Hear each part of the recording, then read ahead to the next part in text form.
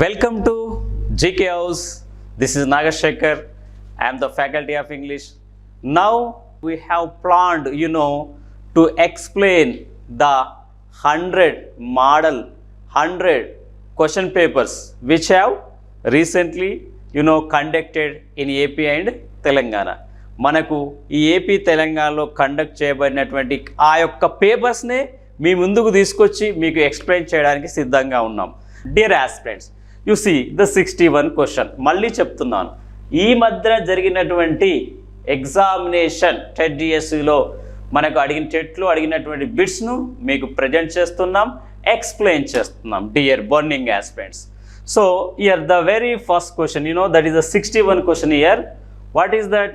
Identify the grammatically correct sentence. ఇక్కడ ఏమన్నాడు? గ్రామటికల్గా కరెక్ట్గా ఉన్నటువంటి సెంటెన్స్ ఏందో గుర్తుపట్టమన్నాడు. అంటే మన గ్రామర్ మీద విపరీతమైన నాలెడ్జ్ ఉన్నప్పుడు మాత్రమే ఇది సాధ్యమైంది. అన్ని టాపిక్స్ను మనం శ్రద్ధగా చూసుకోవాలి. పార్ట్స్ ఆఫ్ స్పీచ్లో ఉన్నటువంటి 8 parts of speech, noun, pronoun, verb, adjective, adverb, conjunction, interjection, tenses కానీ, ఆర్టికల్స్ కానీ, ప్రిపోజిషన్స్ కానీ, ఇఫ్ కండిషనల్ సెంటెన్సెస్ కానీ, వాయిస్ కానీ, స్పీచ్ కానీ, క్వశ్చన్ ట్యాగ్స్ కానీ, అదేవిధంగా కాంప్రిహెన్షన్ ప్యాసేజ్ కానివ్వండి, అదేవిధంగా vocabulary parts, synonym, antonyms, one word substitution, phrasal verbs, idioms, all these are very essential to prepare our selfs and to get some knowledge regarding those topics. Then when you get the knowledge regarding to those topics, then only we have the chance to perform very well. So ఇవన్నిటి మీద topics మీద మనం ఒక శ్రద్ధ పెట్టాలి. కానీ ఈ question చూడండి, ఎక్కడి నుంచి అడిగిండు ఏంది అనేటువంటి అంశం గురించి మాట్లాడుకుందాం. 4 సెంటెన్స్లో 3 తప్పుగా ఇవ్వబడింది, 1 మాత్రం కరెక్ట్గా ఇవ్వబడింది. కాబట్టి ఏమన్నాడు? Identify the grammatically correct sentence. So గ్రామటికల్గా కరెక్ట్ సెంటెన్స్ ఏందనేది చెప్పమన్నాడు. So this question is based on subject verb agreement. Subject verb agreement మీద ఉంది. So what is saying that subject and verb agreement? Verb should depends on the subject. Verb అనేది దేని మీద ఆధారపడుతుంది? Subject మీద ఆధారపడుతుంది. సబ్జెక్ట్ సింగులర్ అయిందనుకో మనకు వర్బ్ అనేది ఆటోమేటిక్గా ఏం కావాలి? మనకు సింగులర్ కావాలి. Based on this rule so we have to identify the correct sentence in the following options. చూడండి, ఫస్ట్ ఏమన్నాడు? ఎవ్రీ స్టూడెంట్స్ అన్నాడు. ఇది శుద్ధ తప్పు. ఎప్పుడే కానీ ఈచ్ తర్వాత, ఎవ్రీ తర్వాత మనం గుర్తుపెట్టుకోవాలి, ఈ 2 పదాల తర్వాత సింగులర్ నౌన్ మాత్రమే వాడాలి, సింగులర్ నౌన్ మాత్రమే ఉపయోగించాలి. కాబట్టి ఆ ఆప్షన్ అనేది తప్పు అవుతుంది. రికార్డ్ చేసుకోండి, ఈచ్ అండ్ ఎవ్రీ తర్వాత సింగులర్ నౌనే వాడాలి. ఇక్కడ ఏమన్నాడు? ఎవ్రీ స్టూడెంట్స్ అన్నాడు. రైట్. ఎప్పుడే కానీ నెక్స్ట్ క్వశ్చన్ చూడండి.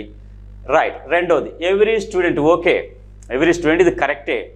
ఇగో మూడోది కూడా కరెక్టే, ఎవ్రీ స్టూడెంట్. ఎందుకంటే ఎవ్రీ తర్వాత ఏం వాడాడు? సింగులర్ నౌన్ వాడాడు.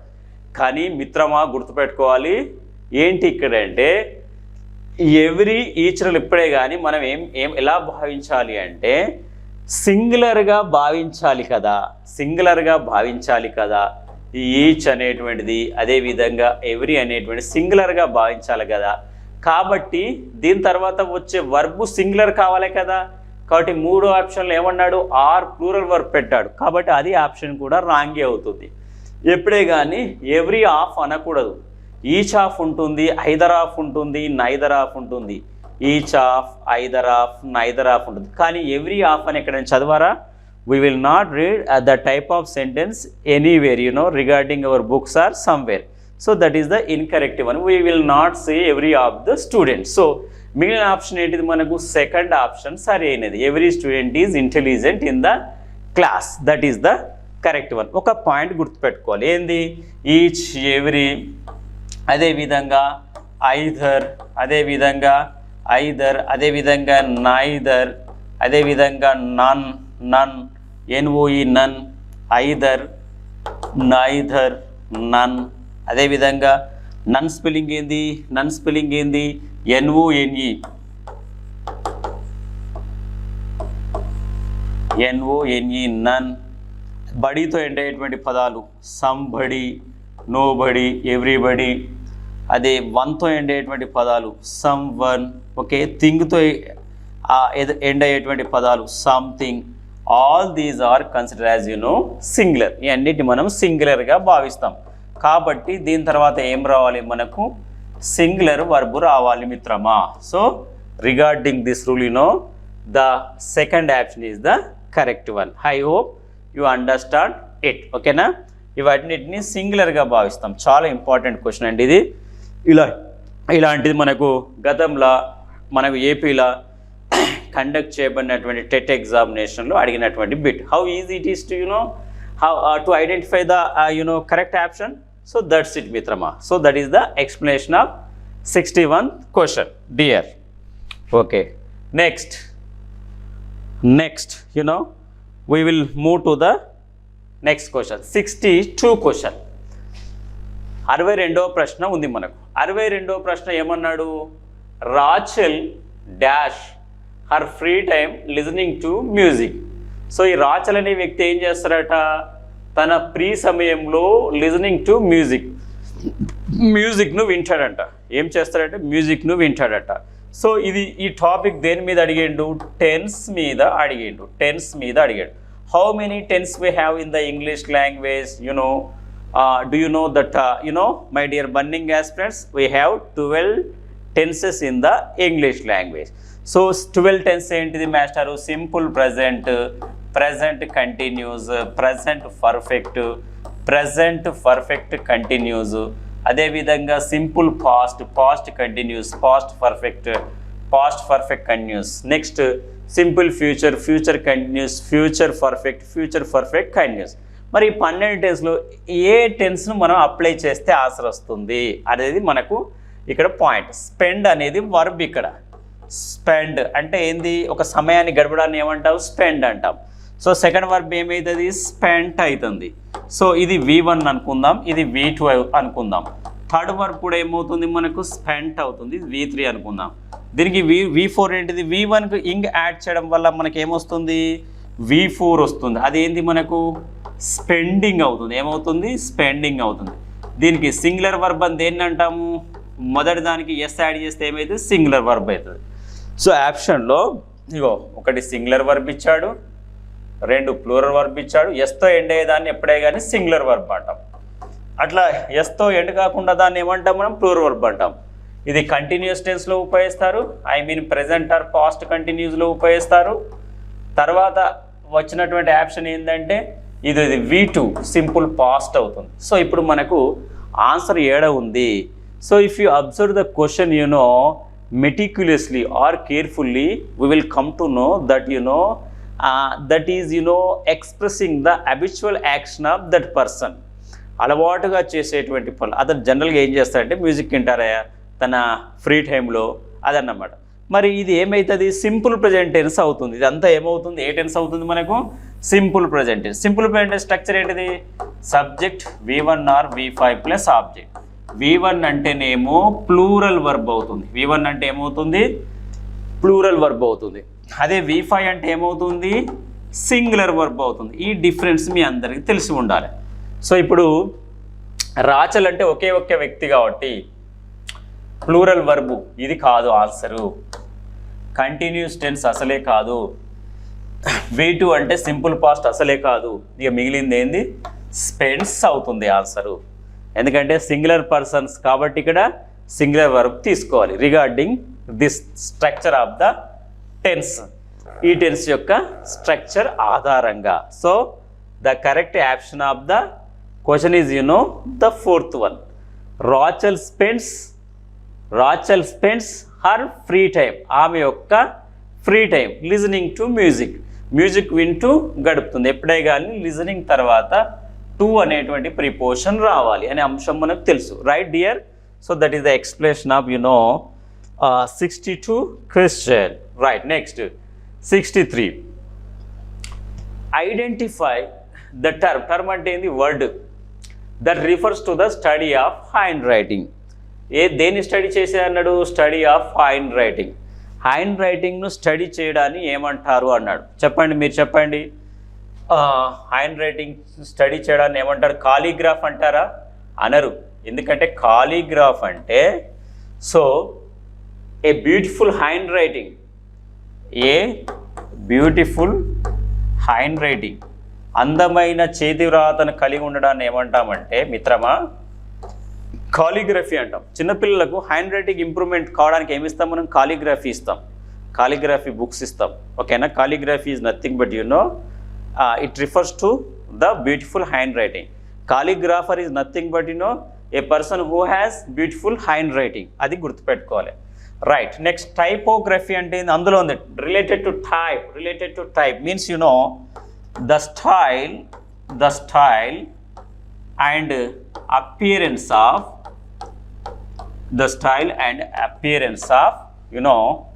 టైప్ మ్యాటర్ సంబంధించినటువంటి ఆ స్టైల్ను అపియరెన్స్ని ఏమంటామంటే టైపోగ్రఫీ అంటాం. Orthography. What is the meaning of orthography? The science of correct spelling. ఓకేనా? కరెక్ట్ స్పెల్లింగ్ను వివరించేటువంటి శాస్త్రాన్ని ఏమంటాం మనం? ఆర్థోగ్రఫీ అంటాం. గుర్తుపెట్టుకోండి. A person who is bad in spelling is nothing but cacographer. Cacographer అంటే సరి అయిన స్పెల్లింగ్ లేనటువంటి వ్యక్తిని ఏమంటాం మనము? కాకోగ్రాఫర్ అంటాం. A person who has bad in spelling సరిగ్గా రానటువంటి వ్యక్తిని ఏమంటారంటే కాకోగ్రాఫర్ అంటారు. స్పెల్లింగ్ గురించి అధ్యయనం చేసే శాస్త్రాన్ని ఏమంటారు? ఆర్థోగ్రఫీ అంటారు.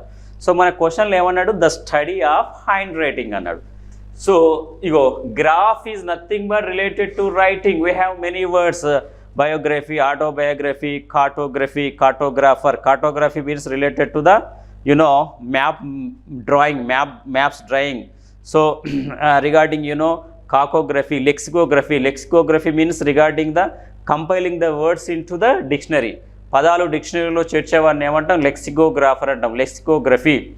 సో గ్రాఫ్ అంటే related to demography, the study of population. Demography the study of population. Graph అంటే రిలేటెడ్ టు రైటింగ్. కాబట్టి ఇక్కడనే ఉంది మనకు గ్రాఫాలజీ అనేది ఆన్సర్ అవుతుంది. The study of handwriting. So very first one is the correct option to the 63rd question. Right. Graphology అంటే the study of handwriting. మన handwriting గురించి అధ్యయనం చేయు శాస్త్రాన్ని ఏమంటాం మనం? గ్రాఫాలజీ అంటామని గుర్తుపెట్టుకోండి. సో మెనీ వర్డ్స్ ఆర్ ఒకసారి మనకు చాలా ద స్టడీ ఆఫ్ బర్డ్స్ అన్నాడు. పక్షుల గురించి అధ్యయనం చేసేదాన్ని ఏమంటాం మనం? ఆర్నిథాలజీ అంటాం.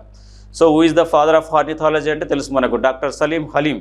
So in that way we will easily identify the option. ఇలాంటి క్వశ్చన్ చాలా అడుగుతూ ఉంటారు. రీసెంట్గా కండక్ట్ చేయబడినటువంటి తెలంగాణలో కూడా మనకు డిఎస్సిలో ఇది జీకేలో అడిగాడు, ఇలాంటి బిట్స్ అడుగుతున్నాడు. కాబట్టి మనం గుర్తుపెట్టుకోవాలి గ్రాఫాలజీ అనేది ఆన్సర్ అయింది. మిగతా వాటి ఆప్షన్ కూడా మీకు వివరించడం జరిగింది. సో ఖచ్చితంగా వొకాబులరీ మీద 100% బిట్స్ వస్తాయి, మనం గుర్తుపెట్టుకోండి. Right dear. So next we are going to move to 64th question. Right dear. 64వ ప్రశ్న ఉంది. ఏముంది? Once you read and try to understand the question, then we will try to give the appropriate answer to this question. Right dear. ఏమన్నాడు ఇక్కడ? Choose the correct modal verbs అన్నాడు. Modal verb for making a polite request అన్నాడు. So dear, what are model verbs here? How many model verbs are there in the English language?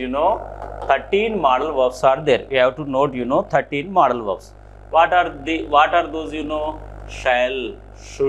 Shall, should, may, might, can, could. Can, could. In the same way, what do we say? Will, would, used to, need to, dare to, ought to, must. Now you count it, 1, 2, 3, 4, 5, 6, 7, 8, 9, 10, 11, 12, 13. 13 model verbs are there. Model verbs are nothing but, these are used to denote the intention of the speaker. Speaker యొక్క intention తెలియజేసే వాటిని ఏమంటాం? Modal verbs అంటాం. అతను request చేస్తాడా, order చేస్తాడా, లేదా మనకు ఆఫర్ చేస్తాడా, ఇలాంటి అంశాలు చెప్పే వాటిని ఏమంటాం మనము? మోడల్ వర్బ్స్ అంటాం. So these are very helpful regarding our spoken. To every aspirants, wanted to increase his spoken skills. If you want to increase your communication or spoken skills you must know all the modal verbs and those functions. అవి చేసేటువంటి function కూడా తెలిసి ఉండాలి. మరి ఇక్కడ ఏమన్నాడు, ఏ model verb polite request అనేటువంటి ఫంక్షన్ను చేస్తుంది, విధిని నిర్వర్తిస్తుంది. పొలైట్ రిక్వెస్ట్ను తెలియజేసేది ఏంటిది మస్ట్ అవుతుందా? కాదు. మస్ట్ ఎందుకు కాదు మాస్టారు అంటే, మస్ట్ అనేది కంపల్షన్ను తెలియజేస్తుంది. ఏదైనా ఒక పనిని ఖచ్చితంగా చేయాలి అంటే ఏం చెప్పాలి? మస్ట్ చెప్పాలి. You must get the job whatever it may be. నువ్వు ఖచ్చితంగా జాబ్ కొట్టాల్సిందే. You must get score in the forthcoming DSC examination. రాబోయేటువంటి ఎగ్జామినేషన్ ఖచ్చితంగా రావాల్సిందే నీకు. మస్ట్ అట్లా. కెన్ అంటే ఏం తెలియజేస్తుంది? ఎబిలిటీని తెలియజేస్తుంది. I can swim in this river. ఈ రివర్లో ఇదేటువంటి దమ్ము, ఎబిలిటీ, సామర్థ్యం ఉన్నది. దీన్నే కెపాబిలిటీ అంటాము, నాలెడ్జ్ అంటాము, whatever we say. Okay, ability తెలియజేస్తుంది. ఇక షుడ్ అనేటువంటిది ఏం తెలియజేస్తుంది అంటే, షుడ్ అనేటువంటిది అడ్వైజ్ని తెలియజేస్తుంది. యూ షుడ్ రీడ్ వెల్, నువ్వు బాగా చదవాలి టు గెట్ ద జాబ్, అడ్వైజ్ని తెలియజేస్తుంది. ఇది మనకు షుడ్ అనేటువంటిది. ఇక అది గుర్తుపెట్టుకోవాల్సినటువంటి అంశం అన్నమాట. షుడ్ అని ఏం తెలియజేసింది మనకు? అడ్వైజ్ అని తెలియజేసింది. లేదా మోరల్ ఆబ్లిగేషన్ను తెలియజేస్తుంది. మోరల్ ఆబ్లిగేషన్ అంటే ఏంది? ఒక వ్యక్తి నిర్వర్తించాల్సిన విధిని, ఓకేనా, మనం ఏమంటాం? Moral obligation. దీన్ని డ్యూటీ అంటాం, ఓకేనా. ఇప్పుడు ఖచ్చితంగా ఒక వ్యక్తి regarding the law he has to follow it. చట్టానికి లోబడి అతను చేయాల్సిందే. For example you should follow the traffic rules, అంతే. You should follow moral obligation, నైతిక విధేది. నీకు అర్థమైందా? నువ్వు పాటించకపోతే తీసుకుపోయి జైలు వేస్తారు. అక్కడ రెడ్ లైట్ పడింది, ఆగాలంతే. You should follow the traffic rules. You should respect the elders, that's it. So ఈ విధంగా ఇక మిగిలింది ఏందయ్యా మనకు? వుడ్ మిగిలింది. ఇది మనకు కరెక్ట్ ఆప్షన్ అవుతుంది. సో పొలైట్ రిక్వెస్ట్ తెలియజేసేది ఇదే. ఫర్ ఎగ్జాంపుల్ నేను ఇలా అన్నాను, would you please give me your notes, give me your English notes. నువ్వు ప్రిపేర్ చేసినటువంటి ఇంగ్లీష్ నోట్స్ ఇస్తావా? would you please అట్లా మనము ఇది గుర్తుపెట్టుకోవాలి. వుడ్ యూ ప్లీజ్ అంటే అర్థం ఏంది? ప్లీజ్ ఉంది కదా, ఆటోమేటిక్ ఏం తెలియజేస్తుంది? రిక్వెస్ట్ తెలియజేస్తుంది. వుడ్ అనేది ఎప్పటికైనా గుర్తుపెట్టుకో, రిక్వెస్ట్ని తెలియజేస్తుంది, ఓకేనా. చాలా ఉన్నాయి. మే అనేది కూడా request, may I come in sir. అట్లా మనకేంది? వుడ్ అనేది ఈ ఆప్షన్లో ఏముంది మనకు? వుడ్ ఉంది. Would you please, I hope you understand it. Please ఉంది అంటే automatically it is denoting the request, ఓకేనా. విన్నపాలు, okay, right. That is the answer of that question. 64th one, right, dear. Next 65th question. 65వ ప్రశ్న. ఈడేమన్నాడు? Choose the correctly capitalized historical event అన్నాడు. ఇక్కడ ఇచ్చేసింది ఒక హిస్టారికల్ ఈవెంట్. మనకు చూడండి, హిస్టరీ చదివినప్పుడు వరల్డ్ వార్ 1 మొదటి ప్రపంచ యుద్ధం ఎప్పుడు జరిగింది? 1914 నుంచి సో అండ్ సో ఇయర్ అవుతుంది. మనకు రెండవ ప్రపంచం ఎప్పుడు? 1939తో లింకప్ అయి ఉంటుంది. ఇక్కడ ఏమన్నాడు? ఈ హిస్టారికల్ ఈవెంట్లా క్యాపిటల్ లెటర్స్ కరెక్ట్గా ఉపయోగించినమా లేదన్నాడు. అంటే ఈ టాపిక్ ఎక్కడి నుంచి వచ్చిందండి? పంక్చువేషన్ మార్క్స్ నుంచి వచ్చింది. ఎక్కడి నుంచి వచ్చింది మనకు? పంక్చువేషన్ మార్క్స్ నుంచి వచ్చింది. మన అందరికీ తెలుసు పంక్చువేషన్ మార్క్స్ మీద ఖచ్చితంగా క్వశ్చన్ అడుగుతాను. మరి ఇలా పంక్చువేషన్ మార్క్స్ ఎన్ని రకాలు? ఒకటి దాన్ని ఏమంటామంటే ఎండ్ పంక్చువేషన్ మార్క్స్ అంటాం. వాక్యంలో చివరను ఉపయోగించేటువంటి, ఫర్ ఎగ్జాంపుల్ క్వశ్చన్ మార్క్ అయినా, ఎక్స్క్లమేటరీ మార్క్ అయినా, ఫుల్ స్టాప్ అయినా, వీటిని ఏమంటాం మనం? ఎండ్ పంక్చువేషన్ మార్క్స్ అంటాం. నెక్స్ట్ ఏంటంటే internal punctuation marks. Internal punctuation అంటే అందులో ఉంది ఇంటర్మీడియట్, ఓకేనా, in the middle of the sentence, ఓకేనా. ఒక వాక్యం మిడిల్లో ఉపయోగించేటువంటి ఏమున్నాయి? వాక్యం మధ్యలో ఉపయోగించేటువంటివి కామా కానీ, అదేవిధంగా సెమీ కాలన్ కానీ, అదేవిధంగా కాలన్ కానివ్వండి, ఇలాంటి వాటిని మనం ఎప్పుడే కానీ ఏమంటామంటే ఇంటర్నల్ పంక్చువేషన్ మార్క్స్ అంటాం. ఇంకా మనకి మూడోది ఏంటంటే వర్డ్ పంక్చువేషన్ మార్క్స్. ఈ వర్డ్ పంక్చువేషన్ మార్క్స్ అని వేటిని అంటాము? ఫస్ట్ ఏంటంటే క్యాపిటల్ లెటర్స్. మన క్వశ్చన్లో ఏమడిగాడు? క్యాపిటలైజ్డ్ ఏది ఇచ్చినటువంటి హిస్టారికల్ ఈవెంట్ వరల్డ్ వార్ 1 కరెక్టే క్యాపిటల్ లెటర్ ఉపయోగించిందా? క్యాపిటల్ లెటర్ను అందులో సరిగ్గా ఉపయోగించండి అన్నాడు.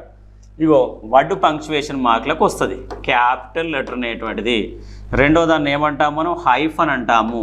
మూడో దాన్ని ఏమంటాం అపోస్ట్రోఫీ అంటాం. ఈ మూడు these three come under word punctuation marks. మనకు అడిగింది ఇక్కడ క్యాపిటలైజ్డ్ అన్నాడు, కరెక్ట్గా క్యాపిటల్ లెటర్ ఉపయోగించామా ఈ హిస్టారికల్ ఈవెంట్లో, అదేంది వరల్డ్ వార్ 1. ఎప్పుడే గుర్తుపెట్టుకోండి, రోమన్ అంకెని ఇట్లా ఐలాగా రాయకూడదు. ఐ ఎక్కడెక్కడ ఉందో అదంతా తప్పు. సింపుల్ దొరికిపోయే ఆన్సర్ మనకి. ఇక్కడ ఏముంది మనకు సెకండ్ ఆప్షన్ కరెక్ట్ అయింది. ఎప్పుడే కానీ వరల్డ్లో మొదటి అక్షరం డబ్ల్యూ, వార్లో మొదటి అక్షరం క్యాపిటల్గా ఉపయోగించాలి. ఈ రోమన్ అంకెను ఎప్పుడే కానీ పైన ఐలాగా రాయకూడదు, ఇది గుర్తుపెట్టుకోండి. So the option is nothing but the second one is the proper answer to that one right here. Next 66వ question. Identify how dialogue tags should be used according to the best practices. Dialogue tags. So what are dialogue tags? ఇప్పుడు మనం ఏదన్నా these will be appeared regarding the reading skills. మనము skills ఎన్ని ఉంటాయి? Listening, speaking, reading and writing ఉంటుంది. ఈ నాలుగింటిని మనం skills అంటాం. చదివేటప్పుడు ఈ డైలాగ్ ట్యాగ్స్ని ఉపయోగిస్తాం. డైలాగ్ ట్యాగ్స్ అంటే ఏంది? ఆయన అన్నాడు, ఆయన ఈ ఆస్క్డ్, ఈ సెడ్, ఈ ఎక్స్క్లైమ్డ్, అర్థమైందా? అదేవిధంగా ఈ మర్మరుడు అంటే గులిగాడు, ఈ స్టామరుడు నత్తిగా మాట్లాడు. ఆ చదివేటప్పుడు ఆ పాత్ర యొక్క ఔచిత్యం మనకు అనిపిస్తుంది. సో దీని డైలాగ్ ట్యాగ్స్ అంటాం. ఆ డైలాగ్లో అతను ఏం చెప్పిండు అనేది మనకు ఎక్స్క్లైమ్డ్ ఆశ్చర్యపోయాడా, ఇంటరాగేటెడ్ ప్రశ్నించాడా, సెడ్ అన్నాడా, ఎక్స్క్లైమ్డ్ జాయా, ఎక్స్క్లైమ్డ్ శారోనా, స్టామర్డ్ నత్తిగా మాట్లాడా, ఇలాంటివి మనకు కనిపిస్తాయి. కాబట్టి ఆప్షన్ ఏమైతే చూడండి, దే షుడ్ బి ఎలాబరేటెడ్, డిస్క్రిప్టివ్గా ఉండాలన్నా, చాలా లెంతీగా ఉండాలన్నా కాదు. They should always include adverbs like angrily or జెంట్లీయా చూద్దాం. They should be simple such as said, ఇది కూడా రెండోది కూడా కాదు. They should be omitted entirely for clarity, ఖచ్చితంగా మనము ఉపయోగిస్తాం కాబట్టి ఎంటైర్గా ఒమిట్ చేయం, తొలగించాం. ఇక మిగిలింది ఏంది మనకు 3 అవుతుంది. దే షుడ్ బి సింపుల్గా ఉండాలి. ఎలా అంటే సచ్ యాజ్ సెడ్, ఆస్క్డ్, ఇంతకుముందే చెప్పానుగా, సెడ్, ఆస్క్డ్, ఎక్స్క్లైమ్డ్, ఇంటరాగేటెడ్, ఇలాంటి వాటిని ఏమంటాం మనం డైలాగ్ ట్యాగ్స్ అంటాం. కాబట్టి ఇక్కడ థర్డ్ వన్ అనేది సరి అయిన ఆప్షన్ అవుతుంది మిత్రమా. Right here. నెక్స్ట్ 67వ ప్రశ్న. నెక్స్ట్ ఏ ప్రశ్న నేర్చుకుందాం మనం? 67వ ప్రశ్న. What is that? Do you know? Choose the sentence that is in the past continuous tense. Again, so we have, the question on tenses. As earlier I said to you, there are 12 sentences. Here, he asked the question to identify the past continuous. Chalo, past continuous structure ఏంటిది? Subject plus was or were plus V4 plus object. This is the structure of the past continuous tense. ఇప్పుడు చూడండి, ఇక్కడ మనకు was లేదా were plus V4 ఉన్నటువంటి sentence ఎక్కడ ఉందో అదే ఆన్సర్ అవుతుంది. Past continuous is nothing but it denote an action which was going on at a certain point of time in the past. గతంలో ఒక పర్టికులర్ సమయం వద్ద కొనసాగుతున్న పని తెలియజేసేది పాస్ట్. ఇప్పుడు కొనసాగేది ప్రజెంట్ కంటిన్యూస్. నిన్న ఇదే సమయానికి కొనసాగుతున్నది పాస్ట్ కంటిన్యూస్. రేపు ఇదే సమయానికి కొనసాగబోయేది future continuous. That's it. Okay dear. So ఇప్పుడు ఆన్సర్ ఏమవుతుంది? Have finish. ఇది అసలే కాదు, ఇది ప్రజెంట్ పర్ఫెక్ట్ అవుతుంది. మూడోది ఈ విల్ ప్లే, సింపుల్ ఫ్యూచర్ అవుతుంది. ఒకటోది సింపుల్ ప్రెజెంట్ అవుతుంది. ఇక మిగిలింది ఏంది మనకు? రెండవది ఆన్సర్ అవుతుంది. They were watching a movie. వాళ్ళు మూవీ చూస్తూ ఉన్నారు. ఎట్ దిస్ టైమ్ ఎస్టర్డే, నిన్న ఇదే సమయానికి. That's it. ఒకవేళ ఇక్కడ యామ్ ఈజ్ ఆర్ పెడితే ఏమవుతుంది? ప్రజెంట్ కంటిన్యూస్ అవుతుంది. విల్ బీ ప్లస్ V4 పెడితే ఏమవుతుంది? ఫ్యూచర్ కంటిన్యూస్ అవుతుంది. అంతే, అది గుర్తుపెట్టుకోవాలి. సో ఈ స్ట్రక్చర్ మనం హైలైట్ చేసుకోవాలి. అందుకే మనం 12 టెన్సెస్ మీద కమాండింగ్ తెచ్చుకోవాలి. Right dear. సో ఇక్కడ సెకండ్ ఆన్సర్ అవుతుంది. నెక్స్ట్ ఇక్కడ ఏమన్నాడు? Identify the negative form of the future tense అన్నాడు. గుర్తుపెట్టుకోండి, negative form of the future tense. Future tense యొక్క నెగటివ్ ఫామ్ అర్థమైంది? అసలు ఫ్యూచర్ టెన్స్ ఎక్కడ ఉంది? ఇప్పుడు ఇది అవుతుందా? డిడ్ నాట్ ఉంటే సింపుల్ పాస్ట్కు నెగటివ్ అవుతుంది. ఇక ఒక V2 ఉందనుకో, ఐ ప్లేడ్, ఇదేమవుతుంది? పాజిటివ్ స్టేట్మెంట్ అవుతుంది. ఇది పాజిటివ్ స్టేట్మెంట్. ఇది సింపుల్ పాస్ట్లో ప్లేడ్ V2. దీనికి నెగటివ్ ఏమవుతుంది? ప్లేడ్ ఉన్నప్పుడు ఏం పెట్టాలి? డిడ్ నాట్ ప్లే పెట్టాలి. ఐ డిడ్ నాట్ ప్లే, ఇది నెగటివ్ స్టేట్మెంట్, ఇది సింపుల్ పాస్ట్లో నెగటివ్ కాబట్టి ఇది కాదు ఆన్సర్. ఇక వాజ్ నాట్, ఇది కూడా కాదు, పాస్ట్ కంటిన్యూస్. ఎందుకంటే యూనివర్సల్ రూల్ ఏంది, ఎప్పుడే కానీ హెల్పింగ్ వర్బ్ పక్కన నాట్ పెడితే అది నెగటివ్ ఫామ్ అవుతుంది. That's it. ఓకే, ఇది మనం గుర్తుపెట్టుకోవాలి. హెల్పింగ్ వర్బ్ పక్కన ఏం పెట్టాలి మనము, నెగటివ్ నాట్ పెట్టాలి. అప్పుడు ఏమవుతుంది, నెగటివ్ ఫామ్ అవుతుంది. అది గుర్తుపెట్టుకోవాల్సిన అంశం. నెగటివ్ ఫామ్ అవుతుంది. హెల్పింగ్ వర్బ్ పక్క పంటి నాట్ పెడితే అది నెగటివ్ ఫామ్ అవుతుంది. సో అన్నిట్లలో నాట్ ఉంది, ఈడ నాట్ ఉంది, ఈడ ఈడ ఈడ. మరి ఏది ఏది, ఇది కాదు, ఇది ఫాస్ట్ కానీ ఇది కాదు, ఇది పాస్ట్ పర్ఫెక్ట్ అవుతుంది కాదు. ఫ్యూచర్ టెన్స్ను గుర్తుపట్టాలంటే ముఖ్యంగా సబ్జెక్ట్ పక్క పంట ఏముండాలి, విల్ లేదా షెల్ ఉంటే అది ఫ్యూచర్ టెన్స్ అవుతుంది. ఇక్కడ విల్ ఉంది, విల్ ప్లస్ నాట్. ఓకే, అది షెల్ ఉన్నా విల్ ఉన్నా. కాబట్టి ఇక్కడ ఏముంది, మనకు విల్ ఉంది కాబట్టి మనకు ఆటోమేటిక్ అది ఫ్యూచర్ టెన్స్ను ఇండికేట్ చేస్తుంది. Will plus not is equal దీని షార్ట్ ఫామ్ ఏమంటామంటే వోంట్ అంటాం. సో ఇప్పుడు నేను ఒక ఫ్యూచర్ ఫామ్ను నెగిటివ్లో తయారు చేస్తున్నా. ఏమంటున్నా, ఇగో he will not go to Hyderabad, TOMORROW tomorrow. ఇగో విల్ నాట్ అంటే ఇది ఎప్పుడు జరగబోతుంది యాక్షన్, టుమారో, రేపు. రేపు హైదరాబాద్కు పోతలేడు, ఇది negative form of the future tense అవుతుంది. సో నాలుగవది సరైన ఆప్షన్ అవుతుంది. నాలుగవది ఏమవుతుంది, సరైన ఆప్షన్ అవుతుంది. Okay dear, my dear burning aspirants, I hope you understand the answer of that one. Next we are going to move to the next question. What is that, you know, 69th question. Choose the correct sentence type. Do you like ice cream? ఇది ఏ type of sentence అవుతుంది అంటాడు. Sentences are 5 types, you know. ఏంటి అవి, affirmative sentence అంటాము. సరే, దీన్నే మనం ఇంకో విధంగా ఏమంటాం, డిక్లరేటివ్ స్టేట్మెంట్ అంటాము. డిక్లరేటివ్ సెంటెన్స్ అంటే ఎట్లా గుర్తుపడతారు మనం, డిక్లరేటివ్ సెంటెన్స్ ఎలా గుర్తుపడతాము, సబ్జెక్టు వర్బ్ ఆబ్జెక్టు లేదా ఫుల్ స్టాప్ ఉంటే దాన్ని ఏమంటాం, డిక్లరేటివ్. ఓకేనా, they denote the universal truth. Example అవి యూనివర్సల్ ట్రూత్ తెలియజేస్తాయి. The sun rises in the east, the sun sets in the west, that's it. అది డిక్లరేటివ్ స్టేట్మెంట్, డిక్లేర్ చేస్తున్నాం. These are used to declare something. Okay, so ఏదైనా is a teacher, ఇలాంటివి మనకు subject verb object నుండి full స్టాప్తో end అయితే declarative. Next imperative statements. Imperative statements అంటే ఏంది, the sentence which are used to denote order, suggestion, offer, request. So ఇలాంటి పదాలు తెలియజేసే వాటిని ఏమంటాం మనం, ఇంపరేటివ్ అంటాం.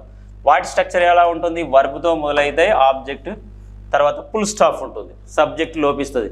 Close the window, open the door, prepare well, sing a song for me, ఇలాంటివన్నీ ఇంపరేటివ్ అయితే. Next interrogative. ఇంటరాగేటివ్ స్టేట్మెంట్స్ అంటే ఏంటిది, ఇంటరాగేటివ్ అందులోనే ఉంది. Interrogative sentences are nothing but which are used to ask the questions. Interrogative statements 2 రకాలుగా ఉంటాయి. ఒకటి దాన్ని ఏమంటాం మనం, WH వర్డ్ క్వశ్చన్స్ అంటాం. WH పదాలతో మొదలైన వాటిని ఏమంటాం మనం, WH వర్డ్ క్వశ్చన్స్ అంటాం. WH వర్డ్స్కి ఎగ్జాంపుల్ ఏంది, సార్ అంటే సింపుల్ WHతో మొదలైతే హూ. హూ ఒకటో వర్డ్ ఏంటిది మనకు, who, why, where, when, whom, whose, whose, which, how. ఇగో WHతో మొదలైతే వాటిని ఏమంటాం, WH వర్డ్ క్వశ్చన్స్ అంటాం. Who is your English teacher, it is a question. What type of question, interrogative statement. WHతో మొదలైంది కాబట్టి WH word question. WH word questions are nothing but these are consider as the interrogative statements. ఇవన్నీ దేంతో start అయినా కూడా interrogative statement అవుతుంది. ఇంకోటి ఏంటంటాం, దేన్ని అంటామంటే, ఇంకోటి కూడా ఇంటరాగేటివ్ సెంటెన్స్గా గుర్తుపెట్టాలి. అవి ఏంటంటే yes or no questions. Yes or no questions. Yes or no questions are nothing but the answer of this question either yes or no. ఈ ప్రశ్నలకు ఆన్సర్ ఏమవుతుంది, ఎస్ లేదా నో అవుతుంది. This must begin with the helping verb. గుర్తుపెట్టుకోండి, helping వర్బ్తో మొదలైతాయి. Helping verbs అంటే ఏంటంటాం మనము, ఇగో హ్యామ్, అదేవిధంగా ఈస్, ఆర్, అదేవిధంగా వాస్, అదేవిధంగా వర్, హ్యావ్, హ్యాజ్, అదేవిధంగా మనకు క్వశ్చన్లో ఇచ్చినటువంటి డూ, డస్, డిడ్, ఇలాంటి ఎట్సెట్రా, ఇలాంటి వాటిని అన్ని మనం ఏమంటామంటే హెల్పింగ్ వర్డ్స్ అంటాం. హెల్పింగ్ వర్డ్స్తో మొదలైన దాన్ని ఏమంటాం మనం, ఎస్ఆర్ నో క్వశ్చన్స్ అంటాం. ఎస్ఆర్ నో క్వశ్చన్స్ ను కూడా మనం ఎలా పరిగణించాలి? ఇంటరాగేటివ్ స్టేట్మెంట్స్గా పరిగణించాలి. కాబట్టి ఇక్కడ ఏమవుతుంది మనకు డిక్లరేటివ్ కాదు, ఇంపరేటివ్ కాదు, ఎక్స్క్లమేటరీ అవుతుందా? కాదు. Exclamatory sentence these are used to denote the sudden feelings of human beings like joy, sorrow, surprise. మనకు సడన్గా వచ్చేటువంటి ఆకస్మిక భావాలను తెలియజేసేటువంటి వీటిని ఏమంటాం మనం? Exclamatory. These end with exclamatory mark. కాబట్టి ఇది కాదు, ఇంటరాగేటివ్ స్టేట్మెంట్స్ అవుతుంది. ఎందుకంటే క్వశ్చన్ మార్క్తో ఎండ్ అవుతుంది. Simple trick. క్వశ్చన్ మార్క్ ఉంది ఇక్కడ. Do you like ice cream? నీకు ఐస్ క్రీమ్ అంటే ఇష్టమేనా? ఓకేనా? I went to Hyderabad yesterday and I ate Creamstone. I stayed sometime at Creamstone shop and I ate some ice cream. Creamstone, a very popular ice cream. So I was at Creamstone and I ate some ice cream. A Creamstone lo labinchetuvanti koncham ice cream తిన్నాను. Do you like ice cream? ప్రశ్న, నీకు ice cream అంటే ఇష్టమేనా? Interrogative sentence. ఇగో ఇది అవుతుంది option. So this is the clarification or explanation on that question. You must remember that explanation, dear. Next 70 question. ఏమన్నాడు చూడండి. ఈ మిస్డ్ ద ట్రైన్. అతను ఏం మిస్ అయ్యాడు? ట్రైన్ మిస్ అయ్యాడు. సో ఈ వాజ్ లేట్ టు వర్క్. కాబట్టి అతను వర్క్కి లేట్గా వచ్చాడు. Choose the sentence that correctly transforms the compound sentence into A complex sentence. వీడు ఏమన్నాడు? ఇది కాంపౌండ్ సెంటెన్స్. ఇది దీన్ని ఎందులోకి మార్చమన్నాడు? కాంప్లెక్స్ సెంటెన్స్లోకి మార్చమన్నాడు. ఓకేనా? కాంపౌండ్ సెంటెన్స్ అంటే ఏంది? కాంప్లెక్స్ సెంటెన్స్ అంటే ఏంది? కాంపౌండ్ అంటే it is the combination of two simple sentences which are connected by the coordinate conjunctions. Coordinate కంజంక్షన్తో కనెక్ట్ అయిన దాన్ని కాంపోనెంట్ అంటాం. మరి కాంప్లెక్స్ అంటే ఏంది? It is the combination of two one simple sentence we have to find out as well as these two sentences must be, any two sentences must be combined with subordinate conjunction. దేంతోని కలుస్తాయి అవి? Subordinate కంజంక్షన్తోని కలుస్తాయి. ఓకేనా? మనం ఏమంటామంటే ఇప్పుడు main clause ఒక సబార్డినేట్ క్లాస్ ఇట్లా చెప్పొచ్చు మనం. అసలు కాంప్లెక్స్ సెంటెన్స్ అంటే ఏంది? It is the combination of a main clause and subordinate clause which are joined with subordinate conjunction. Subordinate కంజంక్షన్స్తోని కాంబైండ్ అవుతుంది అని ఏమంటే కాంప్లెక్స్ సెంటెన్స్ అంటాం. కోఆర్డినేట్ కంజంక్షన్తో కంబైండ్ అవుతుంది అని ఏమంటే మనం కాంపౌండ్ సెంటెన్స్ అంటాం. కాబట్టి ఇది ఇక్కడ మన కోఆర్డినేట్ కంజంక్షన్ ఏంటంటే సో ఉంది కాబట్టి కాంపౌండ్ సెంటెన్స్. దీన్ని ఇప్పుడు నేను ఎందులోకి మార్చాలి? కాంప్లెక్స్లోకి మార్చాలి. చూద్దాం ఏది కరెక్ట్ అవుతుందో చూద్దాం. ఇప్పుడు అసలు నీకు కాంపౌండ్ సెంటెన్స్లను మనం ఏమన్నా రెండు సింపుల్ సెంటెన్స్లను దేంతో కలుపుతారని చెప్పిన కోఆర్డినేట్ కంజంక్షన్స్. మరి నీకు ఇక్కడ తెలియాలి కోఆర్డినేట్ కంజంక్షన్స్ అంటే ఏంది, ఎలా గుర్తుపెట్టుకోవాలి కోఆర్డినేట్ కంజంక్షన్. సార్ అసలే నాకు ఇంగ్లీష్ టఫ్, ఏదైనా ట్రిక్ చెప్పండి నాకు కోఆర్డినేట్ కంజంక్షన్ గుర్తుపెట్టుకోవడానికి. అంటే నేను ఒక ట్రిక్ చెప్తున్నాను, గుర్తుపెట్టుకోండి. ఫ్యాన్ బాయ్స్ అనే సూత్రం గుర్తుపెట్టుకోండి. Fan boys, fan boys. ఇగో ఎఫ్ అంటే ఫర్, ఇగో ఏ అంటే అండ్, ఇగో ఎన్ అంటే నార్, బి అంటే బట్, ఓ అంటే ఆర్, వై అంటే ఎట్, ఎస్ అంటే సో. సో ఉంది కాబట్టి కాంపౌండ్ సెంటెన్స్. ఇప్పుడు ఇలా మనకు కాంపౌండ్ సెంటెన్స్ అన్నీ ఎలిమినేట్ చేద్దాం. ఇగో అండ్ ఉంది. అండ్ అంటే ఏం చెప్పిన నేను? ఇగో కాంపౌండ్ సెంటెన్స్ అంటే రెండు సింపుల్ సెంటెన్స్లు దేంతో కనెక్ట్ చేయబడతాయి? కోఆర్డినేట్ కంజంక్షన్ చేత కనెక్ట్ చేయబడతాయి. కోఆర్డినేట్ కంజంక్షన్ ఉందంటే అది ఏమవుతుంది? నేను కాంపౌండ్ సెంటెన్స్ అవుతుంది. వాడు అడిగింది ఏంటి ఇక్కడ? కాంప్లెక్స్ సెంటెన్స్లోకి మార్చమన్నాడు కాబట్టి ఇది ఎలిమినేట్ చేయాలి. బట్ ఉంది. ఇగో ఇక్కడ చూడండి ఫ్యాన్ బాయ్స్, బి అంటే బట్, ఇది కూడా కాదు, కాంపౌండ్ అవుతుంది. నెక్స్ట్ చూడండి, ఈ మిస్డ్ ద ట్రైన్ బికాజ్ ఈ వాజ్ లేట్ టు వర్క్. ఈ was late to work because ఈ మిస్డ్ ద ట్రైన్. ఇక్కడ చూడండి ఏదవుతుంది? ఈ మిస్డ్ ద ట్రైన్ బికాజ్ ఈ was late to work. Train miss అయింది కాబట్టి వర్క్కు లేటుగా వచ్చిండా? ఈ వాజ్ లేట్ టు వర్క్. ఇప్పుడు అతను లేటుగా పనికొచ్చాడు ఎందుకంటే కారణం చెప్తుంది missed the train. Train miss అయింది కాబట్టి. ఈ రెండింటిలో చాలా కన్ఫ్యూజింగ్ ఉంటుంది. సో ఎందుకు లేట్ అయ్యాడు అంటే ఇగో ఈ మిస్డ్ ద ట్రైన్ అనాలి. ఓకేనా? అతను ట్రైన్ మిస్ అయ్యాడు కాబట్టి వర్క్కు లేట్ వచ్చాడు. కాబట్టి కరెక్ట్గా చెప్పాలంటే ఇది మనకు ముందు ఎందుకు లేట్ వచ్చిండో దానికి కారణం చెప్తుంది కాబట్టి మనకు ఫస్ట్ ఆప్షన్ అవుతుంది. ఈ was late to work because అతను ఈరోజు వర్క్కు లేటుగా వచ్చాడు. ఎందుకయ్యా దానికి కారణం ఏంది?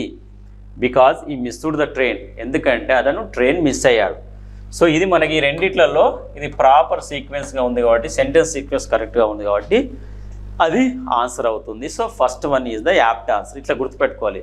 కోఆర్డినేట్ కంజంక్షన్స్ ఇవి ఒక వాక్యంలో ఇవి for and Nar but are at so ఉంది అంటే అది కాంపౌండ్ సెంటెన్స్ అని గుర్తుపెట్టుకోవాలి. అట్లా మనం ఈజీగా ఎలిమినేట్ చేసి ఆన్సర్ని మనం ఐడెంటిఫై చేసుకోవడానికి అవకాశాలు ఉంటాయి dear. Next, select the conjunction typically used to introduction a subordinate clause అన్నాడు. ఒక సబార్డినేట్ క్లాస్, నేను ఇప్పుడు ఏం చెప్పాను? సబార్డినేట్ క్లాస్ అంటే it is the combination of main clause and subordinate clause అన్నాను. ఈ రెండింటికి ఒక కాంబినేషన్ ఏమంటాం మనము? కాంప్లెక్స్ సెంటెన్స్ అంటాం. ఎప్పుడే కానీ ఒక కాంప్లెక్స్ సెంటెన్స్ అనేటువంటి ఈ రెండు దేంతోని మనకు కంబైన్ చేయబడతాయి అంటే సబార్డినేట్ కంజంక్షన్ తోటి. ఏ కంజంక్షన్ తోటి? సబార్డినేట్ కంజంక్షన్స్ తోటి కనెక్ట్ చేయబడతాయి. సో సింపుల్గా మనము కోఆర్డినేట్ కంజంక్షన్స్ అన్నీ మనం ఎలిమినేట్ చేయాలి, అప్పుడే ఆన్సర్ వస్తుంది. కోఆర్డినేట్ కంజంక్షన్ సూత్రం ఏం చెప్పినా? Fan boys. వాడు ఏమన్నాడు క్వశ్చన్లో? సబార్డినేట్ క్లాస్ను ఎట్లా ఏ కంజంక్షన్తో ఇంట్రడ్యూస్ చేస్తావు? మరి వీటన్నిటిని ఏమన్నా నేను కోఆర్డినేట్ కంజంక్షన్ అన్న. ఇగో ఎఫ్ అంటే ఏంది? ఫర్. ఏ అంటే ఏంటిది? అండ్. ఎన్ అంటే ఏంటిది? నార్. బి అంటే ఏంటిది? బట్. ఓ అంటే ఏంటిది? ఆర్. వై అంటే ఏంటిది? ఎట్. ఎస్ అంటే ఇది సో. సో ఇవి ఉంటే కోఆర్డినేట్ కంజంక్షన్. చూడండి, ఇగో వై అంటే ఎట్, ఇది కాదు ఆన్సర్ కోఆర్డినేట్ అయితే. ఇగో ఓ అంటే ఆర్, ఇది కాదు. ఇగో ఏ అంటే అండ్, ఇది కాదు. ఇక మిగిలింది ఏంది? బికాస్. సింపుల్. బికాజ్ని ఏమంటాం మనము అక్కడ? Subordinate conjunction. ఈ సూత్రం గుర్తుంచుకుంటే అయిపోయాయి. ఫ్యాన్ బాయ్ సూత్రం గుర్తుంచుకుంటే అయిపోయాయి. ఈజీగా మనం ఆన్సర్ను చూస్ చేసుకోవడానికి అవకాశాలు బ్రహ్మాండంగా ఉంటాయి మిత్రమా. హౌ ఈజీ ఇట్ ఈజ్ ఇవి ఉంటే కోఆర్డినేట్ కంజంక్షన్స్, ఫ్యాన్ బాయ్స్ ఉంటాయి.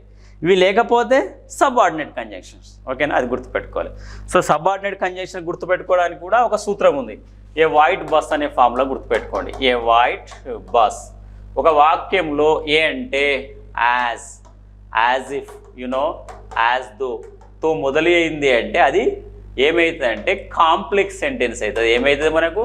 కాంప్లెక్స్ సెంటెన్స్ అవుతుంది అని గుర్తుపెట్టుకోండి. ఇవన్నిటిని మనం ఏమంటామంటే కోఆర్డినేట్ కంజంక్షన్స్ అంటాం.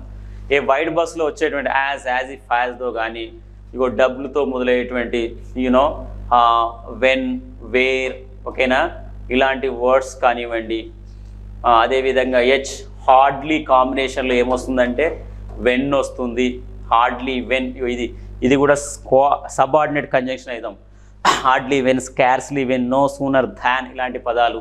అదేవిధంగా ఐతో స్టార్ట్ అయితే ఇఫ్ అని, టీతో స్టార్ట్ అయితే టిల్ అని, లేదా థట్ అని, ఈతో స్టార్ట్ అయితే ఈవెన్ ఇఫ్ అని, ఈవెన్ ఇఫ్ అని. అదేవిధంగా బీతో స్టార్ట్ అయితే, ఓకేనా, ఇలాంటివి. బీతో స్టార్ట్ అయినటువంటి బిఫోర్ కానివ్వండి, యూతో స్టార్ట్ అయితే అన్లెస్ అనేటువంటిది కానివ్వండి, ఎస్తో స్టార్ట్ అయితే ఓకే సిన్స్ అని కానివ్వండి. ఇవన్నిటిని మనము సబ్ ఆర్డినేట్ కంజంక్షన్ అంటాం. ఇవి ఉంటే అది కాంప్లెక్స్ సెంటెన్స్. కోఆర్డినేట్ కంజంక్షన్ ఉంటే అది ఏమవుతుంది మనకు?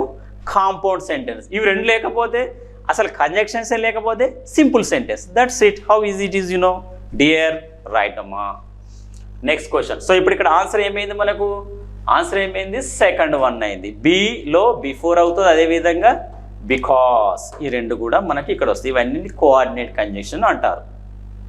ఇక్కడ కూడా అడుగుతాడు మనకు. ఇగో హార్డ్లీ కాంబినేషన్లో వెన్ వస్తుంది, స్కార్స్లీ కాంబినేషన్లో వెన్ వస్తుంది. అదే నో సూనర్ కాంబినేషన్లో టీహెచ్ఏఎన్ థాన్ అవుతుంది. టీహెచ్ఈఎన్ దెన్ కాదు. Okay dear. రైట్ అమ్మా. Next question. 71 question completed. 72 question. The team has well prepared for the project. Team మంచిగా ప్రిపేర్ అయ్యింది ప్రాజెక్ట్ గురించి.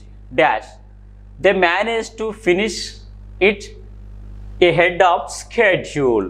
దీన్ని ఏమంటాం అంటే మనం ప్రేజల్ ప్రిపోర్షన్స్ అంటాం. The team has well prepared for the exam. మంచిగా ప్రిపేర్ అయింది. They manage to finish it ahead of schedule. మంచిగా వాళ్ళు ప్రిపేర్ చేశారు కాబట్టే consequently as result as a result, okay, as a result, తత్ఫలితంగా team has well prepared the project, తత్ఫలితంగా consequently they manage to finish it ahead of స్కెడ్యూల్కు ముందే వాళ్ళు చక్కగా దాన్ని ఫినిష్ చేయడానికి వాళ్ళు పూనుకున్నారని అర్థం అన్నమాట. సో కాబట్టి మనకు ఇది కాన్సిక్వెంట్లీ అంటే యాజ్ ఎ రిజల్ట్ అన్నాడు, ఫలితంగా దాన్ని చక్కగా ఫినిష్ చేసుకున్నారని అర్థం అన్నమాట. సో మూడోది సరి అయిన ఆప్షన్ అవుతుంది. Next question, choose the correct sequence words in with they occur in a dictionary. దీన్ని మనం వర్డ్స్ని ఎలా పెట్టమన్నాడు, ఆల్ఫాబెటికల్ ఆర్డర్లో పెట్టమన్నాడు. ఇక్కడ 4 ఆప్షన్లు ఇచ్చాడు చూడండి. ఫస్ట్ వర్డ్ మనం ఏం తీసుకోవచ్చు, మన డిక్షనరీలో ఆల్ఫాబెటికల్ ఆర్డర్లో పెట్టేటప్పుడు ఎం తర్వాత ఈ ఉంది, ఎం తర్వాత ఈ ఉంది, ఎం తర్వాత, కాబట్టి మూమెంట్ రాదు.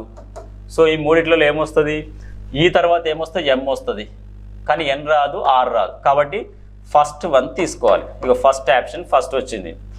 తర్వాత ఇక్కడ ఎంఈ, ఓకే, ఇది మనకి మూడిట్లలో ఇది ఫస్ట్ వచ్చింది. మళ్ళా ఈ ఫస్ట్లో వచ్చిన ఎం తర్వాత ఏం రావాలి, ఆర్ రావాలన్నా లేదా ఎన్ రావాలన్నా ఎన్ రావాలి, కాబట్టి ఏమైంది 1 2 అయింది. ఇక్కడ ఇది 2 అయిన తర్వాత 1 2, దాని తర్వాత ఏం రావాలి మనకు ఎం, ఇక్కడ మనకు ఓ చివర్లో వస్తుంది, కాబట్టి ఇక్కడ 4 రావాలి. ఇగో మెర్సీ, ఎందుకంటే ఇక్కడ ఎంఈ తర్వాత ఎంఎన్, KLMNOPQR, ఎందుకంటే ఇక్కడ ఓలో చివరి, ఇక్కడ ఎంఈ తర్వాత ఓ లేదు కాబట్టి చివరికి వస్తుంది, ఇది 4 అవుతుంది, తర్వాత 3 అవుతుంది. ఈ ఆప్షన్ ఎక్కడ ఉందో అదే కరెక్ట్. ఎక్కడ ఉంది, ఇగో ఇది కరెక్ట్, ఓకేనా, 1 2 4 3, ఓకేనా, 1 2 4 3 అనేది సరి అయిన answer. Regarding the alphabetic order of the letters in a word, ఒక వర్డ్లో లెటర్స్ ఎలా ఆల్ఫాబెటికల్ అరేంజ్ చేయబడనే సీక్వెన్స్లో చూస్తే మనకు ఈ ఫస్ట్ వన్ అనేది సరి అయిన ఆప్షన్ అవుతుందన్నమాట. అది గుర్తుపెట్టుకోవాల్సిన అంశం అన్నమాట. Right. Next, choose the correct spelling of the word. నేను ఇంతకుముందు చెప్పాను, ఒక స్పెల్లింగ్లో మనం కరెక్ట్గా లేకపోతే దాన్ని అతన్ని ఏమంటాము కాకోగ్రాఫర్. ఈ పదం గుర్తుపెట్టుకోండి, కాకోగ్రాఫర్ అంటాము అని చెప్పినాను, ఓకేనా. Cacographer, a person who is very bad in the spelling. Spelling గురించి చెప్పే శాస్త్రాన్ని ఏమని చెప్పాను, ORTHO, ఆర్థోగ్రఫీ అని చెప్పాను. ఇంతకుముందే మనకు ఒక ఆప్షన్లో కనిపించింది. సో ఇక్కడ మనకి ఎక్కడ అడిగాడు, ఆర్థోగ్రఫీ మీద అడిగాడు. Science of conventional spelling system or the science of correct spelling. Helicopter ఏమవుతుంది చెప్పండి, ఇగో ఇది కాదు, ఇది కాదు, అదేవిధంగా ఇది కాదు, ఇగో 4th వన్ హెలికాప్టర్ ఏమవుతుంది, helicopter, COPTR, HELICOPTR, helicopter. So 4వది కరెక్ట్. ఇది స్పెల్లింగ్స్ మీద మనకు బాగా బ్రహ్మాండంగా అడిగేటువంటి అవకాశాలు ఉంటాయి, అది గుర్తుపెట్టుకోవాలి. హెలికాప్టర్, COPTR, ఇది LE ఇది కాదు, LI ఇది కాదు, అది గుర్తుపెట్టుకోవాల్సిన అంశం. COPTR అవుతుంది. కొన్ని spelling hard spelling, left net మీరు ఏం రాస్తారు, LEFT లెఫ్ట్, NENT నెట్ అని, ఇది తప్పు. ఇగో లై, యూ, టెనాట్, ఇగో ఇట్లా కొన్ని ట్రిక్స్ గుర్తుపెట్టుకోవాలి, ఓకేనా. అసాసినేషన్,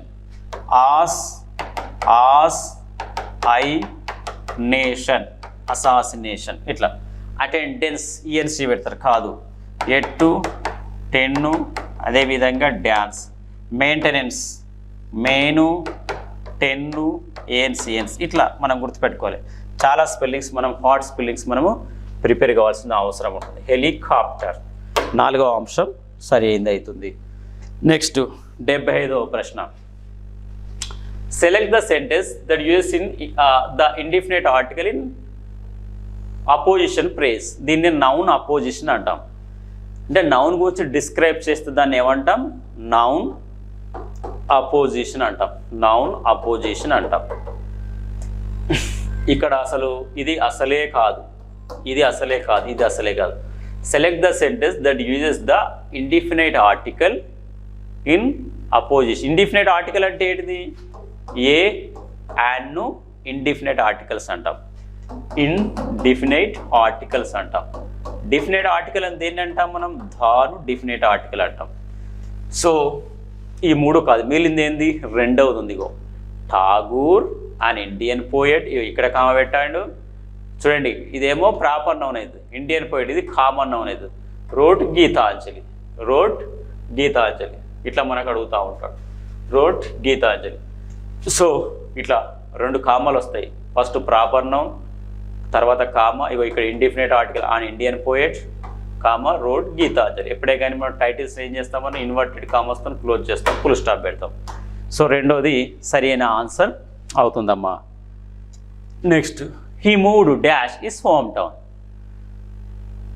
ఈ 3 by way of in addition to in front of away, he 3 away from his home town.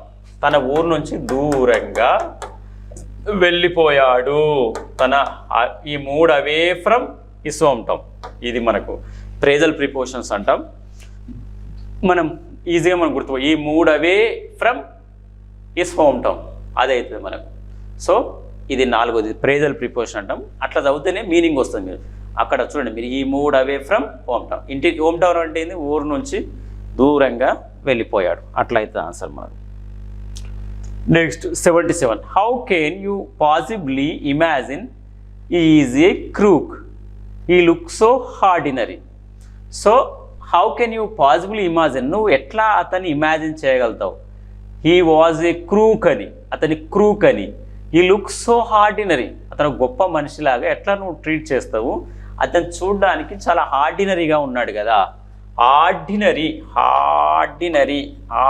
అంటే సాధారణ, యూజువల్, కామన్, సినోనిమ్, రెగ్యులర్, ఓకేనా. సో అన్యూజువల్, అతను ఒక ప్రత్యేక ఆపోజిట్ అన్నాడు. ఇక్కడ ఏమన్నాడు? సినోనిమ్, చూస్ ద సినోనిమ్ అన్నాడు. ఓకే, సినోనిమ్ అన్నాడు. సినోనిమ్ కాబట్టి ఏం చెప్పాలి మనకు? ఈ యొక్క ఆర్డినరీకి, ఆర్డినరీ అంటే ఏమవుతుంది మనకు? అన్యూజువల్ కాదు, ఓకేనా, అన్యూజువల్ కాదు. మరి సాధారణమైన, ప్రత్యేకమైన, రెగ్యులర్, ఇర్రెగ్యులర్ అది కాదు. దీనికి 3వ ఆప్షన్ మనం చూజ్ చేసుకోవచ్చు, కామన్, ఓకేనా. Common, ordinary, common. ఎందుకంటే యూనిక్ అంటే ప్రత్యేక లక్షణాలు కదా. Regular, irregular, usual, unusual. So ఆర్డినరీకి ఇక్కడ 3వ ఆప్షన్ మనకు అవుతుంది, కామన్ అనేటువంటిది. అది కామన్ అంటే ఆర్డినరీ అన్నట్టు. ఆ విధంగా నాట్ ఎక్స్ట్రాడినరీ అనే మీనింగ్తో మనకి ఇస్తుంది కాబట్టి దాన్ని చూజ్ చేసుకునే అవకాశం ఉంటుంది. Right, next question 78 questions.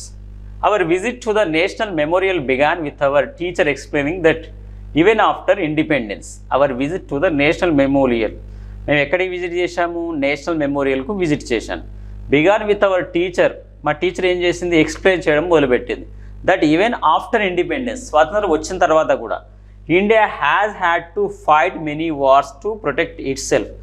భారతదేశం దాన్ని కాపాడుకోవడానికి స్వతంత్రం వచ్చిన తర్వాత కూడా ఫైట్ చేయాల్సిన అవసరం ఉంది. Choose the antonymy of the protect. Protect అంటే ఏంది? రక్షించుట.